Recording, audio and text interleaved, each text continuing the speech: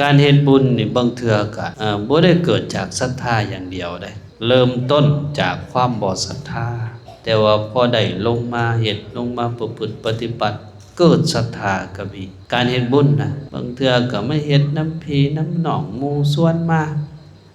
ขัดใจเนี่ยโอ้ยกูสั่งได้ส่วนอยู่ตลอดเอาไปก็ไป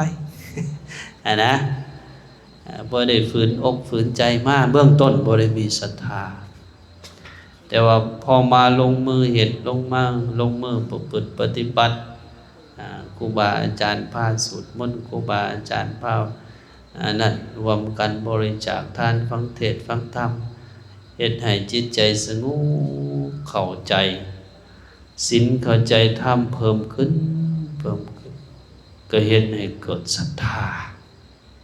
นี่นะมีได้บางคนนะการเฮ็ดบุญที่เริ่มต้นด้วยความบ่ศรัทธาแต่เฮ็ดไปเฮ็ดมาก็เกิดศรัทธาอันนี้ยังดีบางคนเฮ็ดด้วยศรัทธาแต่เฮ็ดไปเฮ็ดมาศรัทธาเบิดก็มี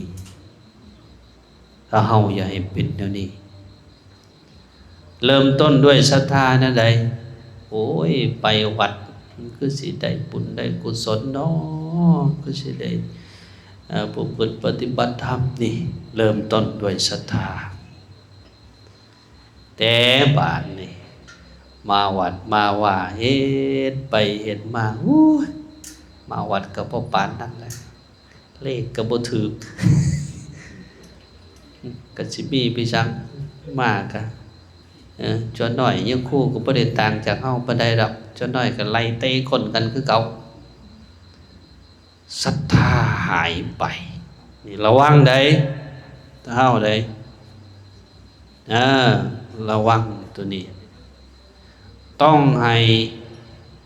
เริ่มต้นก็เป็นไปด้วยศรัทธาได้ลงมือประพฤติปฏิบัติแล้วศรัทธาแห่งมั่นคงขึ้นศรัทธาแห่งนักแน่นขึ้นอันนั้นจึงจะเป็นชาวพุทธที่แท้เป็นชาวพุทธที่ประพฤติปฏิบัติเพื่อมรรคผลนิพพานได้อันนี้ ปารภสู่ถ้าเฮาฟังบางคนก็โอ้ยกูบ่อยากมาเด้เอาไป มาทดสอบเบิ่งนี่เริ่มต้นบ่ได้ศรัทธาเด้แต่ว่าได้มาไหว้พระสวดมนต์นำครูบาอาจารย์สูตรนำครูบาอาจารย์ได้อยู่บ่เมื่อกี้นี่บ่ถามพวกแม่ศีลแม่ธรรมออกมานั่นคือสิได้อยู่ดอกผู้ที่บ่ค่อยได้มาไหว้กับพี่น้องผมมาเฮาปานใดนะเพราะสูตรได้อยู่บอกพี่น้องยังค่ำถามพี่น้องยังค่ำพี่น้องยังสูงพี่น้องยังสูงพวกออกบุญมาเป็นอะไรไม่ออกแก้วตาแม่คุณทรงนี่นั่นแหละจังหวะนี่เฮ็ดไปเฮ็ดมาแล้วก็เกิดศรัทธาอันนี้จะเสริมบุญเสริมกุศลให้เฮาหลายอันนี้ปารภสู่เฮาฟังอันนี้จิตใจต้องนั่งแน่นบางเทื่อการไปเฮ็ดบุญมันมีอุปสรรคหลายสิ่งหลายอย่างเครื่องขวางกั้นบ่ให้เฮาสร้างคุณงามความดีบางเทื่อก็มัจจุมานมาหลอกเอาความตายมาขวางกั้นมึงอย่าไปนะมึงไปมึงตายเลย มันเกิดความกังขาอยู่ในใจโอ้ยสุขภาพคือบ่ดีแล้วไปบ่ได้แล้วอาตมาเว้าอยู่โอ้ยเจ็บแอวไปวัดบ่ได้เจ็บหลังเจ็บหัวเข่าไปวัดบ่ได้แล้วอาตมาเว้าอยู่ตลอดปานว่าอยู่เฮือนเพิ่นสิบ่เจ็บนะอยู่เฮือนก็เจ็บคือเก่าน่ะแอวน่ะอยู่เฮือนก็เจ็บคือเก่าหัวเข่าแต่ว่าถ้าเฮามาวัดมาประพฤติปฏิบัติธรรมแล้วมันจะได้บุญหลายอันนี้ปารภสู่เฮาฟังแต่ว่าที่อยากเว้าให้เฮาฟังมื้อนี้ ก็คือ เรื่องเกี่ยวกับเหตุที่เฮ็ดให้เฮานี่คิดฮอดกันอยู่นำกันด้วยความสุขอยู่นำกันแบบพี่แบบน้องอยู่นำกันด้วยความหักความแพงนี่สิเว้าเรื่องนี้สู่กันฟังเป็นหยังจึงอยากเว้าเรื่องนี้เพราะว่ามาแนมเห็นประเพณีบ้านเฮามันยังคงไหวอยู่นี่ยังคงไหวญาติพี่น้องพี่น้องของพวกเม็ดจุนพอทูนนี่เห็นญาติธรรมพวกเฮามาบ่น้อยเด้พวกพ่อพวกแม่เฮามานี่เฉพาะพวกพ่อพวกแม่นี่50 60พุ่นบ่แม่นบ่ฮะนี่60กว่า70ปลายพุ่นนี่70กว่า70กว่ามาฮอดแล้วพ่อใหญ่จันทร์ก็มาประกาศฮัลโหลมาเด้อพ่อแม่พี่น้องประชาชนแขกไทยบ้านไทยเมืองเพิ่นมาเยี่ยมมายามอย่าให้เสียหน้าเสียตาเด้อหาข้าวหาน้ำมาต้อนรับขับสู่โอ้ยได้ยินเสียงประกาศโอ้ภาพแบบนี้บ่ค่อยเห็นปานใดเขตในเมืองบ่เห็นได้นี่ก็เลยคิดเห็นคำของพระพุทธเจ้าหลักธรรมของพระพุทธเจ้าที่เพิ่นเว้าไว้ในสารานิยธรรมคือธรรมที่เฮ็ดให้คนเฮาอยู่นำกันได้ในสังคมฟังนำกันเด้อหลักคุณสมบัติของพ่อแม่ประชาชนเขตลพบุรีนี่มีอันหยังนี่เอิ้นว่าเหตุที่ให้สังคมอยู่นำกันได้ด้วยความหักความแพงอยู่นำกันได้ด้วยความบ่เบียดเบียนมีเมตตากรุณาต่อกันมันมีหยังนี่เอิ้นว่าไว้เด้อ1สังคมใดมีความเมตตามีความเมตตากายกรรมฟังดีๆได้มีเมตตากายกรรมนี่คือหักกันแพงกันบ่ตีบ่ฆ่าบ่เบียดเบียนกันทางกายอย่างบ้านเฮานี่ก็บ่ตีกันบ่มีโจรบ่มีกลุ่มวัยรุ่นติพวกพ่อพวกแม่เฮากลุ่มลบบดีหน้ากลุ่มลบบดีกลางกลุ่มลบบดีใต้โยกพวกมาตีพวกลบบดีกลางมีอยู่บ่น่าเห็นบ่นี่เมตตากายกรรมทั้งตอนหน้าทั้งหลับหลังอันนี้ข้อที่1พวกเขาข้อนี้ก็มีข้อที่2เมตตาวจีกรรมเว้าดีต่อกันทั้งตอนหน้าและหลับหลังนี่บ้านเฮาบ่ได้ห้ายบ่ได้ด่ากันปานใดติบ่ได้ผิดเถียงบ่ได้ขึ้นโรงขึ้นศาลอีหยังพอปานใดติบ้านเฮาน่าว้าวดีนำกันอันนี้ก็เป็นลุงอันนี้ก็เป็นป้าอันนี้ก็เป็นอาวอันนี้ก็เป็นพ่อเฒ่าแม่เฒ่าโอ้ยว้าวดีนำกันอันนี้แหละเฮ็ดให้สังคมเฮาปกคุมสุมเย็นนี่สังคมมนุษย์นี่เป็นสังคมมนุษย์นี่เป็นสังคมที่อยู่กันเป็นหมู่เป็นคู่เป็นกลุ่มเป็นก้อนจึงจะมีความสุขเมตตาวจีกรรมเลขข้อที่2ข้อที่3มีเมตตามนุกรรมคิดดีต่อกันทั้งตอนหน้าและรับหลังบ่คิดเบียดเบียนผู้นั้นบ่คิดเบียดเบียนผู้นี้ป้าก็บ่คิดจะจ้องเอาแต่ของหลานก็บ่คิดจะจ้องเอาแต่ของลุงมีเมตตามนุกรรมทั้งตอนหน้าและรับหลังนี่เอาคนญาติโยมสิเฮ็ดให้สังคมนั้นปกคุมสุมเย็นบ่เดือดบ่ร้อนบ่มีโจรบ่มีผู้ให้อีหยัง เกิดขึ้นเด็ดขาดอันนี้ข้อที่สามข้อที่สี่บาทนี้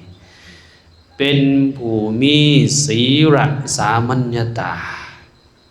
มีขอปฏิบัติที่ร่วมกันพวกเขาถือหยังพวกเขาน่ะถือหีด12แม่นบอก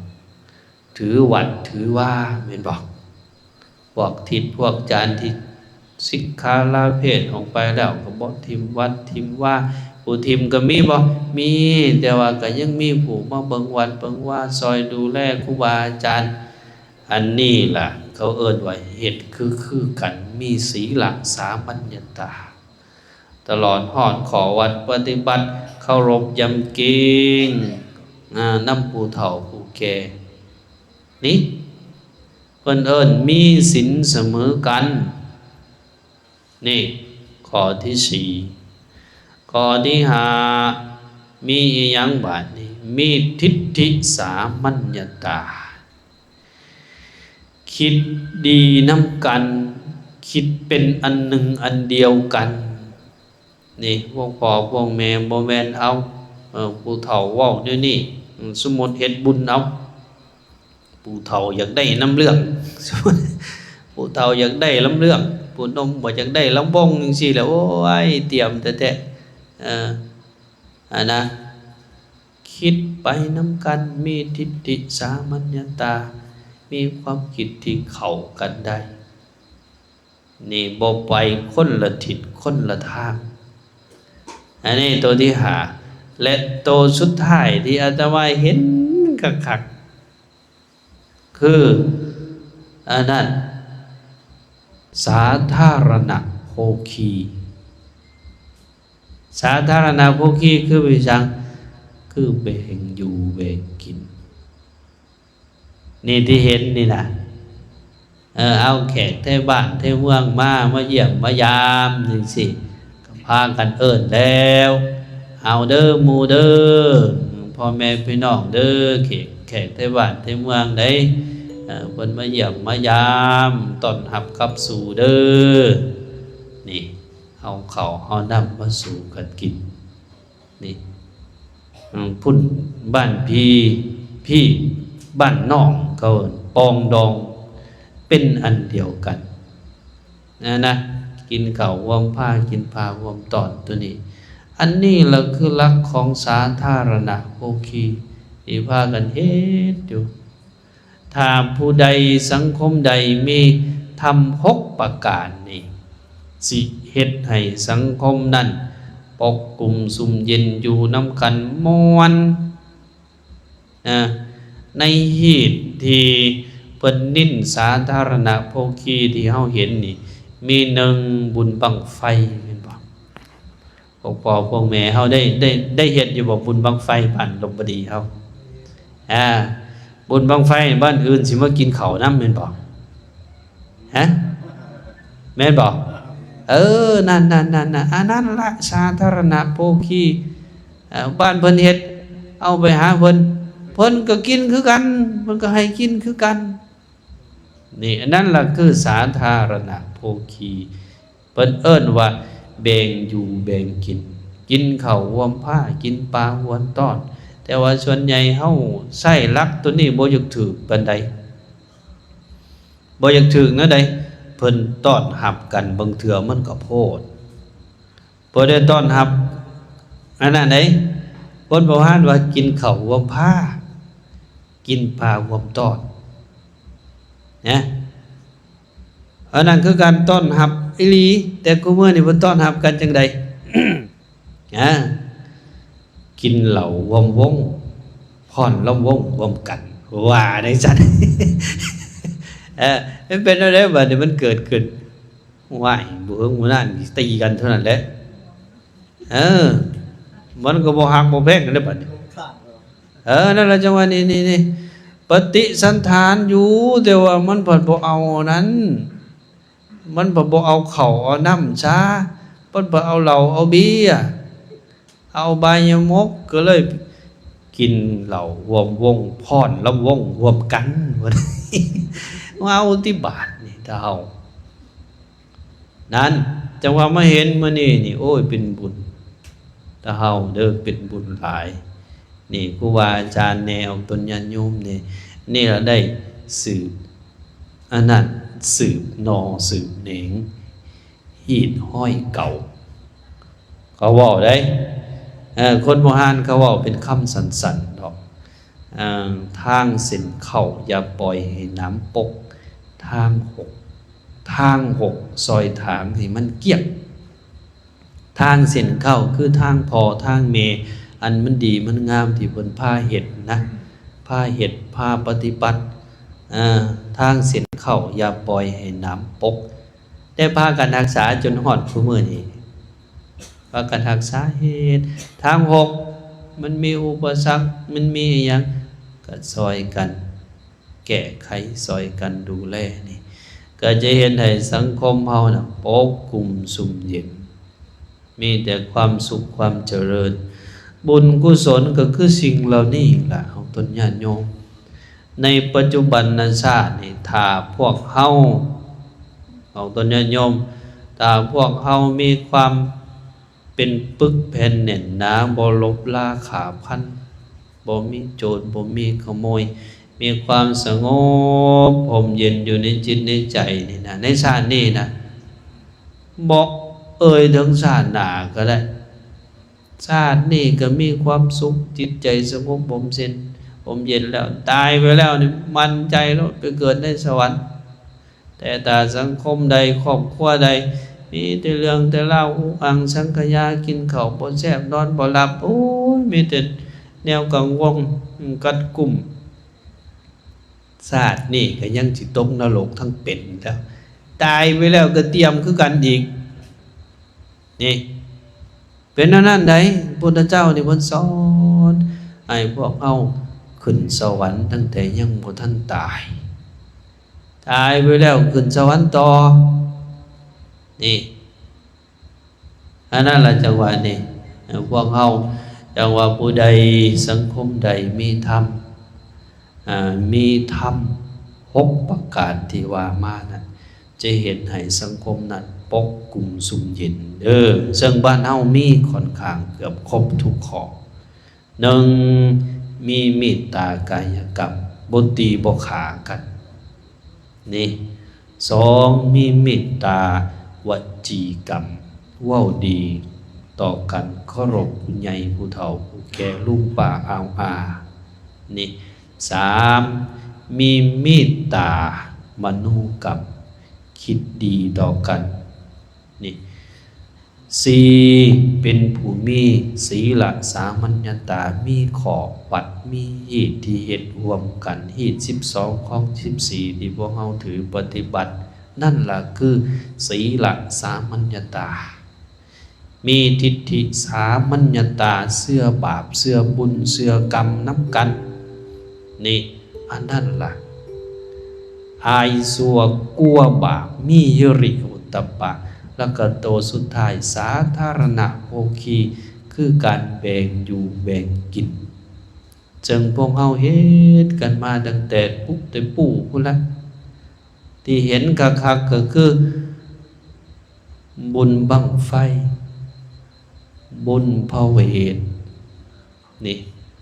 บุญเขาประดับดินบุญเขาสลากที่พวกเฮาอันนั้นน่ะที่พวกเฮาเอาอาหารแบ่งกันอยู่แบ่งกันกินนะสมัยอาตมาเป็นจัวนี่โอ้ยบุญบั้งไฟนี่คักโลด ไปนะไปบ้านนั่นบ้านนี่ปุ้ยบุญบั้งไฟบุญเขาประดับดินนี่แอ้งเต็กอาหารหลายนี่นั่นล่ะจังหวะเนาะอันนี้เว้าสู่พวกพ่อพวกแม่เฮาฝากไว้เป็นธรรมะก่อนนอนโดยเฉพาะพวกตะเฮาที่มาร่วมกันทั้งสายศีลสายธรรมจากสวรรค์เขตคาถาถ้าเฮามีธรรม6ประการนี้ก็เฮ็ดให้หมู่คณะพวกเฮานะมีความสุขมีความสุขถึงจะเมื่อยกายแต่จิตใจก็จะซื่นบานนี่จะมีความสุขอันนี้เนาะ เอาละนอไทยที่สุดอัตมาภาพกล่าวสิ่งลานพันละน้อยสีแจงแถลงไขให้ตนญาณโยมเฮาได้เข้าจิตเข้าใจเป็นการเพิ่มบุญเพิ่มกุศลให้พวกเฮาในได้ที่สุดนี้ก็ขออ้างเอาคุณพระศรีรัตนตรัยคุณศีลคุณธรรมบุญกุศลทั้งหลายที่พวกเฮาได้ประพฤติปฏิบัติบำเพ็ญเพียรมาแต่อดีตชาติจนถึงปัจจุบันชาติก็ขอให้มาปกป้องคุ้มครองพวกเฮาให้อยู่ดีมีแรงสุขภาพเข้มแข็งหายทุกข์หายโศกหายโรคหายภัยสมความมุ่งมั่นปรารถนาในสิ่งที่สอบประกอบได้ทำกันเบิดทุกอาจทุกองค์ทุกผู้ทุกคนด้วยเถิด